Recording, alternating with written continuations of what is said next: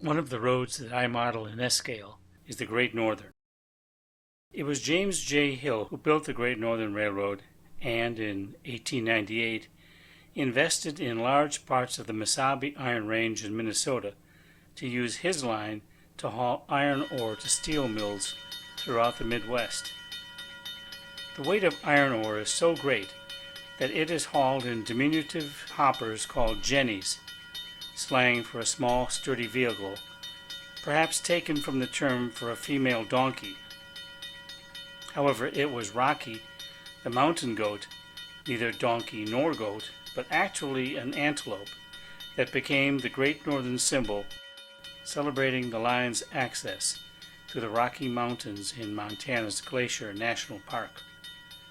It was the beauty of the Glacier National Park and the Cascade Mountains that attracted passengers to ride Great Northern's trains to see for themselves. The Empire Builder, a name first applied to James Hill himself, was the train of choice, from Chicago to the Twin Cities to Seattle. As with most of the rail lines that extended west beyond the Mississippi, small towns grew up along the routes, and the local stations became focal points for town inhabitants.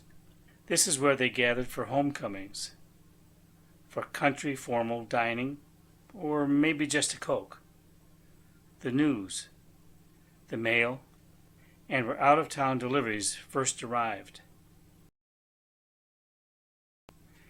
Even the type of automobile designed to pick up both train travelers and their luggage was named a station wagon.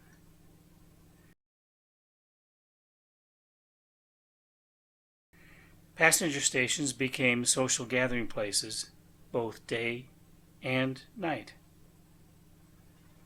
At first, steam-powered locomotives pulled the heavyweight cars filled with customers eager to get from one place to another.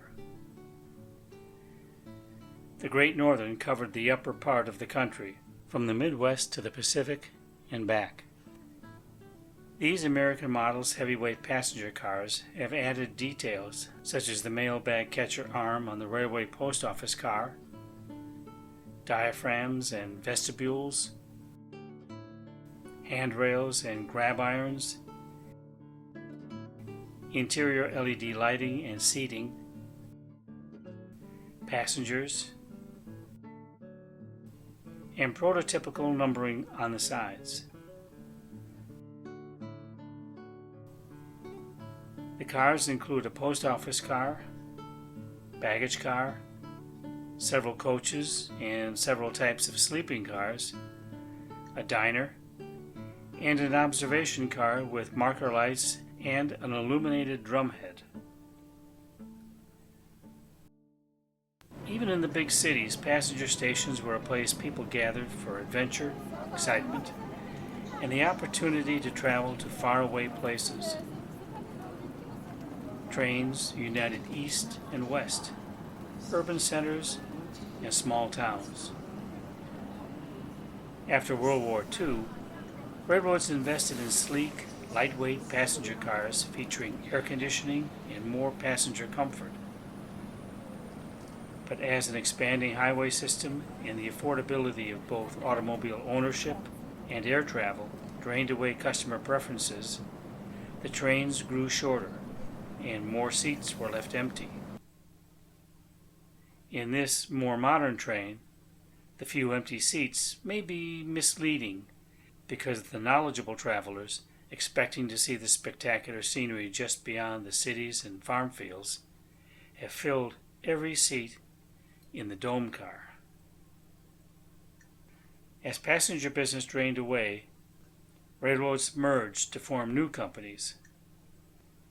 The Great Northern's name partly lives on as it was absorbed into the Burlington Northern, along with partner Northern Pacific, and eventually joined by the Atchison, Topeka, and Santa Fe to form the Burlington Northern Santa Fe, or BNSF Railroad.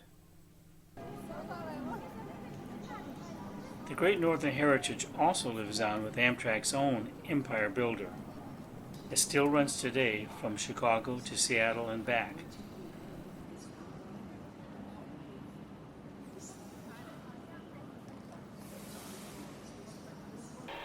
Even its glamorous color scheme remains, with BNSF locomotives that still today wear the Omaha orange, black instead of the dark Pullman green, and the deluxe gold striping that once adorned one of America's most beautiful rail lines.